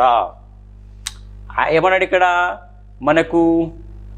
ప్రొటెక్ట్ ఆంటోనిమీ అన్నాడు. సో గార్డ్ అన్నా, డిఫెండ్ అన్నా, షీల్డ్ అన్నా ఇవి మనకు అవుతుంది. ఇక మిగిలిన ఆప్షన్ మనకు స్క్వాండర్ కావడానికి అవకాశం. గార్డ్ అన్నా రక్షణ, ఇట్లా మనం చూసుకోవచ్చు. షీల్డ్ అయినా రక్షణ, కవచం లెక్క ఉండేది దాన్ని. డిఫెన్స్ అన్నా, డిఫెండ్ అన్నా మనకి ఏంటంటే మనకు రక్షణ అనేటువంటి మీనింగ్ వస్తుంది. ఇక మిగిలింది ఏంది మనకు? స్క్వాండర్ అనే దాన్ని మనము మీనింగ్గా చెప్పుకోవడానికి అవకాశం ఉంటుందన్నమాట. సో ఆపోజిట్ వర్డ్ మనకు స్క్వాండర్గా చెప్పుకోవడానికి అవకాశం ఉంటుంది. Right, next select the correct indirect form of Alice said how clever I am. Alice ఏమన్నాడంటే హౌ క్లేవర్ ఐ యామ్ అన్నాడు. ఇక్కడ ఏంటిది మనకి? ఇది డైరెక్ట్ స్పీచ్లో ఉంది, దీన్ని ఇండైరెక్ట్ స్పీచ్లో మార్చాలి. చూడండి ఎలా మారుస్తున్నాను. అలైస్ సెడ్, అలైస్ అన్నాడు. ఇది మనం రిపోర్టింగ్ క్లాస్ అంటాం. రిపోర్టింగ్ క్లాస్ ఎప్పుడైనా కామాతో ఎండ్ అవుతుంది. ఇగో ఈ ఇన్వర్టెడ్ కామాస్లో పెట్టేదాన్ని రిపోర్టెడ్ క్లాస్ అంటాం.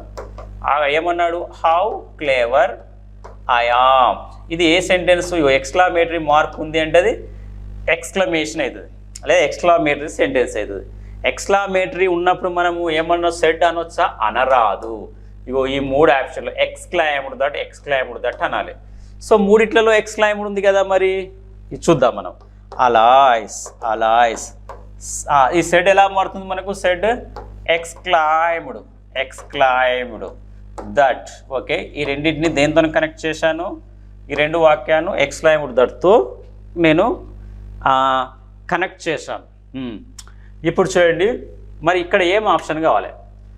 Alice exclaimed that I was very clever అయితే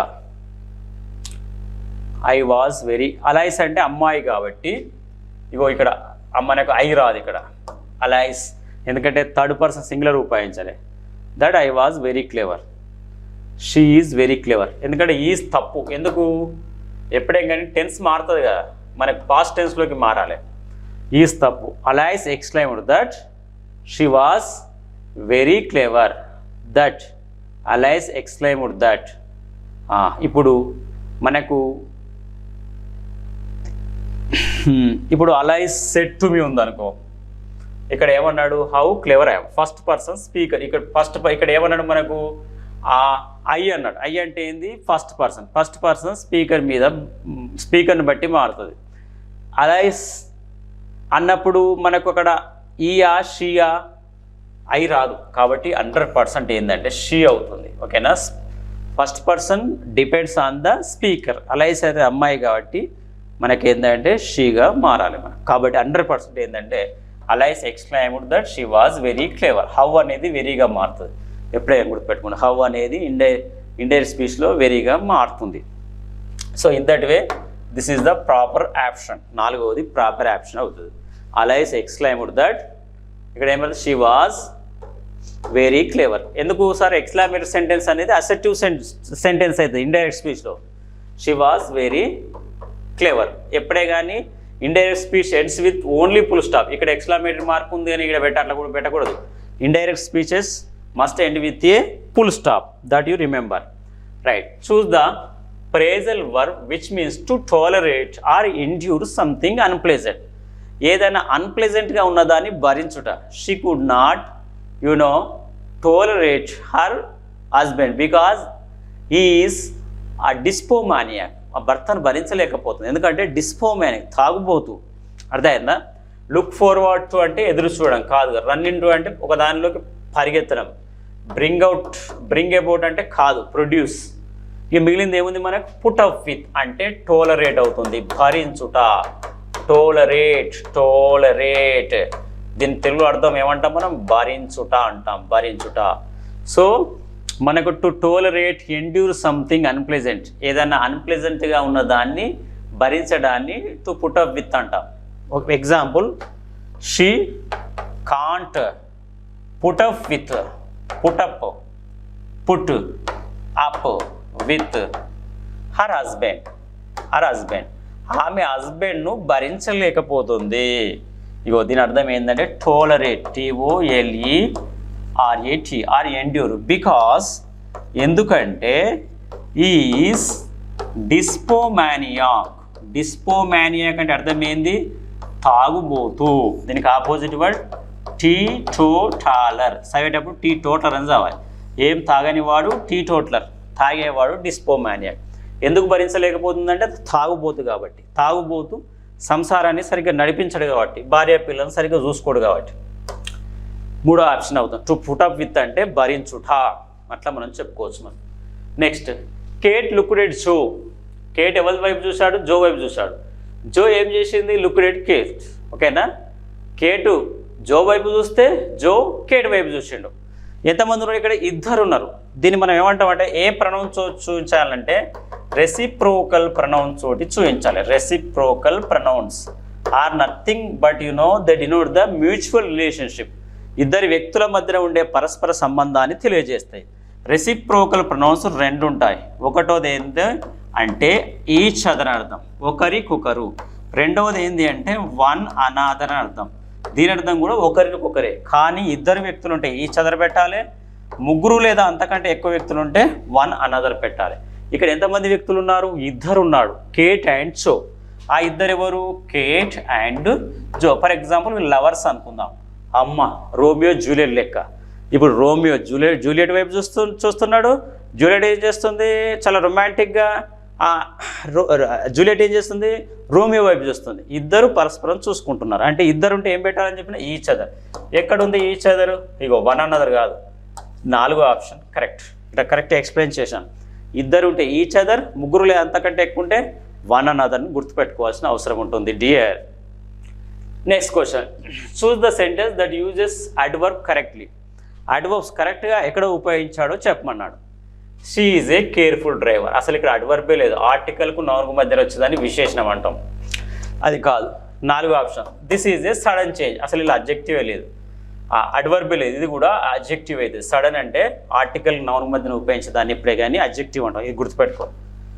ఆర్టికల్స్ లేదా నౌన్ మధ్యన ఉపయోగించేది ఎప్పుడే కానీ ఇట్ ఈజ్ ఆల్వేస్ అడ్జెక్టివ్ అవుతుంది. ఇక ద ఫ్లవర్ స్మెల్ స్వీట్, ఇది అవుతుందా? He performed well on the test. దీనికంటే కూడా అథెంటిక్ సెంటెన్స్ ఏంటంటే ఇగో ఈ పర్ఫార్మ్డ్ వెల్, ఎందుకంటే అడ్వర్బ్ ఆఫ్ మ్యార్ అవుతుంది. Adverb of manner, how did he perform on the test. He performed well వర్బును qualify చేసేదాన్ని ఏమంటాం? అడ్వర్బ్ అంటాం. అడ్వర్బ్ ఆఫ్ మ్యార్ అని తెలియజేస్తుంది. So he performed well, Sachin plays well, Sachin plays well, he reads well, she sings well verb తర్వాత. ఓకేనా? ఇది 3వది వచ్చింది మనకు అడ్వర్బ్ ఆఫ్ మ్యానర్. ఆ వర్బ్ ఎలా జరిగిందని చెప్పేదాన్ని ఏమంటాం? అడ్వర్బ్ ఆఫ్ మ్యార్ అంటాం. 3వది సరి అయిన ఆప్షన్ అవుతుంది మిత్రమా. రైట్. 83 క్వశ్చన్. పెద్ద ప్యాసేజ్ ఇచ్చాడు. ఈ ప్యాసేజ్ చూసి భయపడకూడదు, మీరు భయపడతారు. You scared of this passage because you have the lack of reading skills. చదవడం రాదు మనకు. You should remember that your job depends on your reading skills. If you read the passage, you have to read the passage and you have to understand it. Whatever, if you wanted to get the job, first you have to read the questions and you have to understand the question. Then only you have the chance to select the what we say apt answer to the given question. చదివితేనే కదా మనకు ప్రశ్న అర్థమైతేనే కదా సమాధానం వచ్చేది. కాబట్టి reading skill మీద ఉంటుంది. ప్యాసేజ్ రైటింగ్ అంటేనే రీడింగ్ స్కిల్ మీద ఉంటుంది. Read the following passage carefully. కింద ఇచ్చిన ప్యాసేజ్ జాగ్రత్తగా చదవడినాడు. చదువు. Indian cuisine. క్విజిన్ అంటే ఏంది? వంటకాలు. Is renowned, ప్రఖ్యాతిగాంచాయి.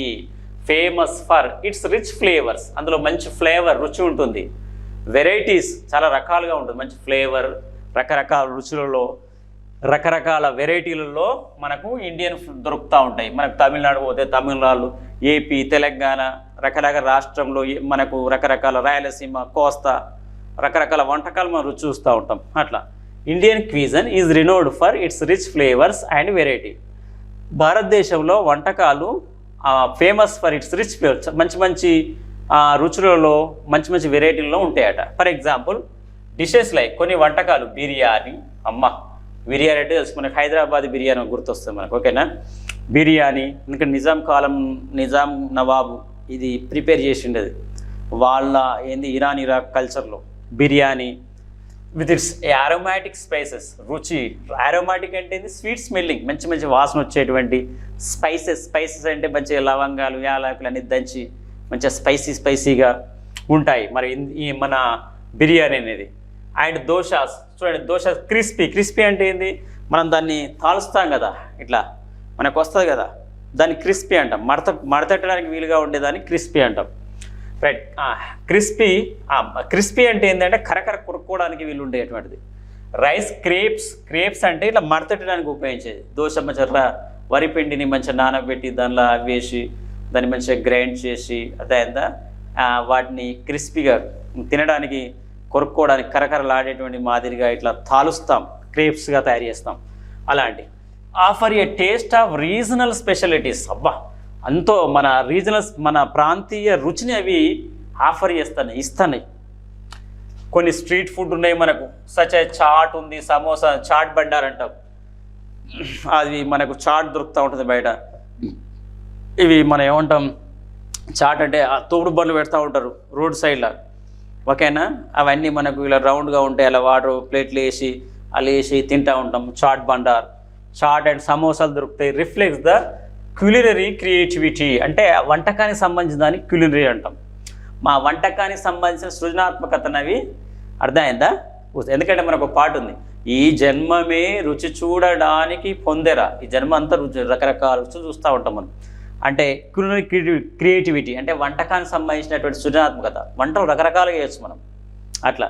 So found across the country, ఈ దేశం మొత్తం అక్రాస్ ద కంట్రీ, దేశం మొత్తం కూడా రకరకాల వంటకాలు మనం చూస్తూ ఉన్నాం. బిర్యానీ ఉంది, బిర్యానీలో మంచిగా దోశాస్ ఉన్నాయి, ఇంకా రకరకాల ఈ చాట్ బండార్ ఉంది, సమోసాస్, ఇవన్నీ మనం చూస్తూ ఉన్నాం. ఈచ్ మీల్స్ టెల్స్, ప్రతి ఒక్క ఫుడ్ ఐటమ్ అనేది tells a story of India's culture, heritage. ప్రతి ఒక్క వంటకం అనేది మన భారతదేశ ఒక సంస్కృతిని చెప్తుంది, హెరిటేజ్ మన వారసత్వం గురించి చెప్తుంది. ఇట్స్ యూనిక్ ఇంగ్రీడియంట్స్, అంటే దాన్ని తయారు చేయడానికి ఉపయోగించే ఆ ప్రత్యేకమైన పదార్థాలు అండ్ ప్రిపరేషన్ మెథడ్స్, అవి ఎలా చేయాలి, ఆ మెథడ్స్ ఇవన్నీ కూడా తెలియజేస్తున్నాయి. ఓకే, ఇది వంటకాల గురించి ఇచ్చినటువంటి passage. First question, street food like chaat and samosas reflects Indian. ఇక్కడ చూడండి, ఇలా మెయిన్ ఇంపార్టెంట్ వర్డ్ ఏందో చూసుకోవాలి. ఈ క్వశ్చన్లో ఏమన్నాడు, street food like chaat and samosa. ఈ డైరెక్ట్ మనం ఇక్కడ చాట్ అండ్ సమోసాకి వెళ్ళిపోవాలి. ఇగో street food such as chaat and samosas reflect the culinary creativity. ఇగో ఇది ఫస్ట్ ఆన్సర్ అవుతుంది. క్యులినరీ అంటే రిలేటెడ్ టు కుకింగ్, వంటకానికి సంబంధించినటువంటి. ఓకేనా? సో సింపుల్గా మనకి ఇక్కడనే ఉంది ఆన్సర్, అది ఆన్సర్ అవుతుంది. That's it.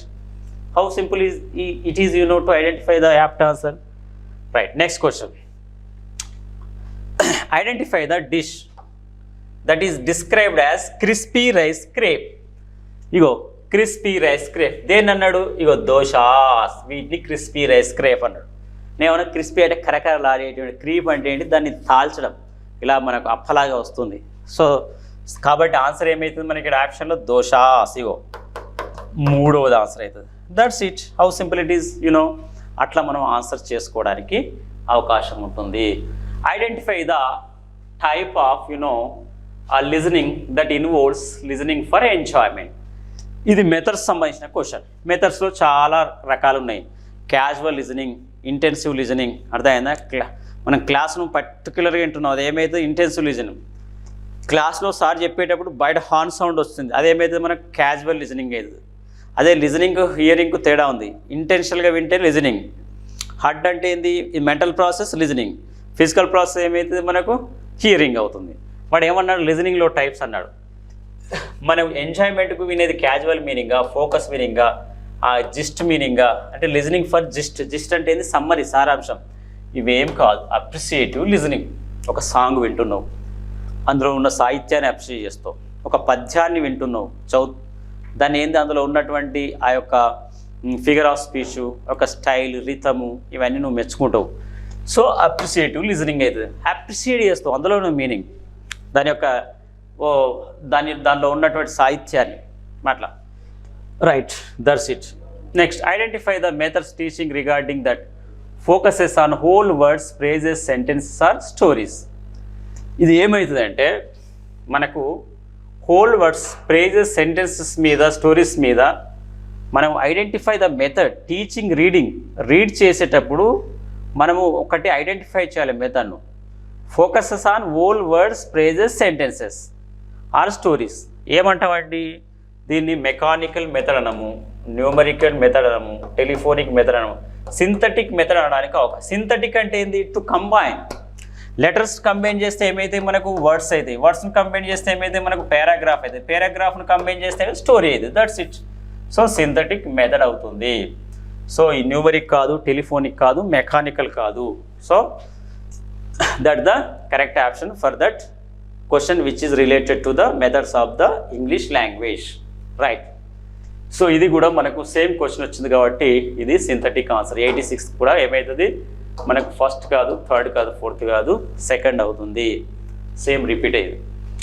Next, identify the component that involves general assumption. General assumption about language teaching. And assumption అంటే ఏంది? ఊహించడం. ఓకేనా? ఊహించడాన్ని ఏమంటాం? మెథడ్ అంటామా? కాదు. టెక్నిక్ అంటే related to the classroom, స్పాంటానియస్గా మనకు ఉపయోగించేదాన్ని ఏమంటాం? టెక్నిక్ అంటాం. మెథడ్ అనేది అసంప్షన్ కాదు. ఓకేనా? ప్రొసీజర్ కాదు. ఇగో ఇది ఏమవుతుందంటే ఇగో అప్రోచ్ అవుతుంది. ఏమవుతుంది మనకు? అప్రోచ్. ఎందుకంటే ఈఎం ఆంథోనీ 3 ప్రవేశపెట్టాడు: మెథడ్స్, టెక్నిక్, అప్రోచ్. ఈ మూడింటిని మనకు ప్రవేశపెట్టినటువంటి వ్యక్తి ఎవరంటే ఈఎం ఆంథోనీ. ఓకేనా? ఆయన ఇచ్చినటువంటి డెఫినేషన్ ప్రకారంగా అప్రోచ్ అనేది ఒక అసంప్షన్ అవుతుంది. అసంప్షన్ అంటే ఏంది? అనుకోవడం. అసంప్షన్ అంటే అనుకోవడం, అట్లా, నాట్ రియల్, అట్లా. సో అప్రోచ్ కావడానికి అవకాశం ఉంటుంది. Third one. Right. Next question, identify the interactive activity encouraged by CLT. అసలు సిఎల్టీ అంటే ఏంది? సిఎల్టీ అంటే ఏంది? సిఎల్టీ అంటే కమ్యూనికేటివ్ లాంగ్వేజ్ టీచింగ్. గుర్తుపెట్టుకోండి, సిఎల్టీ అంటే కమ్యూనికేటివ్ లాంగ్వేజ్ టీచింగ్. అడుగుతాడు, కొన్ని అబ్రివేషన్స్ కూడా అడుగుతూ ఉంటాడు. కమ్యూనికేటివ్ అంటే ఏంది? కమ్యూనికేషన్ స్కిల్స్ అంటే ఏంది? కమ్యూనికేటివ్ అంటే ఏంది? ఎన్ని స్కిల్స్ ఇన్వాల్వ్మెంట్ అయితే? లిజనింగ్, స్పీకింగ్, ఈ రెండు డెవలప్ చేసుకోవడం అన్నమాట. Identify the interactive activity encouraged by CLT. CLT ద్వారా ఇంటరాక్షన్ అంటే ఏంటి? ఇంటరాక్టివిటీ ఏమి ఇంటరాక్ట్ అవుతుంది ఇక్కడ? లిజనింగ్, స్పీకింగ్, ఇవి రెండు డెవలప్ అయ్యేటువంటిది ఏంది అంటాడు. సిఎల్టీ చేత ఇంటరాక్టివ్ యాక్టివిటీ, ఈ లిజనింగ్, స్పీకింగ్, ఈ రెండు స్కిల్స్ డెవలప్ అయ్యేది ఏంది అన్నాడు. ట్రాన్స్లేషన్ ఎక్సర్సైజ్ అస్సలు కాదు, సైలెంట్ రీడింగ్ కాదు, గ్రామర్ డ్రిల్స్ కాదు, రోల్ ప్లేస్. ఓకేనా?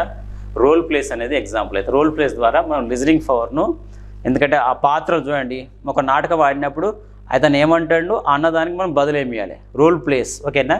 అనేది లిజనింగ్ అండ్ స్పీకింగ్ స్కిల్స్ను డెవలప్ చేయడానికి ఉపయోగపడుతుంది. ఈ కమ్యూనికేటివ్ ఏంటిది మనకు లాంగ్వేజ్ టీచింగ్లో రోల్ ప్లేస్ అనేది ముఖ్యంగా మనం చెప్పుకోవడం జరుగుతూ ఉంటుంది. సో ఆన్సర్ 2 అవుతుంది. జనరల్గా మనం దాని ఆన్సర్ ఐడెంటిఫై చేయొచ్చు.